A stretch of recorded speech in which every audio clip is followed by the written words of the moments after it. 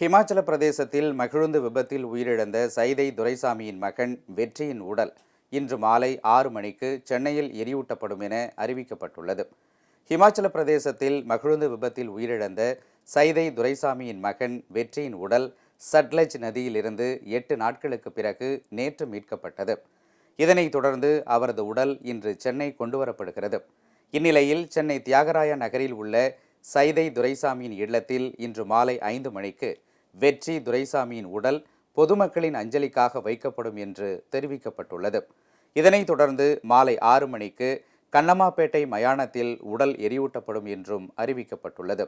இதனிடையே பாமக தலைவர் அன்புமணி ராமதாஸ் வெளியிட்டுள்ள எக்ஸ் தள பதிவில், சென்னை மாநகர முன்னாள் மேயரும் சமூக சேவகருமான சைதை துரைசாமியின் புதல்வரும் திரைப்பட இயக்குநருமான வெற்றி துரைசாமி உயிரிழந்த செய்தி அறிந்து மிகுந்த வேதனையடைந்ததாக குறிப்பிட்டுள்ளார்.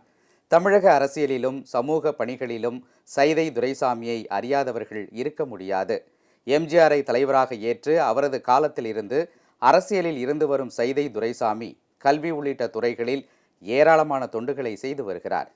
தமிழ்நாட்டின் எந்த மாவட்டத்தை எடுத்துக்கொண்டாலும் அங்கு சைதை துரைசாமி நடத்தும் மனிதநேய அறக்கட்டளையின் பயிற்சி மையத்தில் படித்து இந்திய ஆட்சிப்பணி, இந்திய காவல் பணி, இந்திய வெளியுறவு பணி உள்ளிட்ட குடிமைப் பணிகளில் பணியாற்றி வருபவர் ஒருவர் இருப்பார்.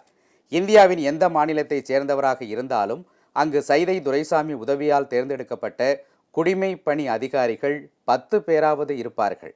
அந்த அளவுக்கு சைதை துரைசாமி அவர்கள் சமூக பணிகளை செய்வதற்கு துணையாக இருந்தவர் வெற்றி துரைசாமி. சமூக பொறுப்புடன் கூடிய திரைப்பட இயக்குநராகவும் அவர் உருவெடுத்திருந்தார்.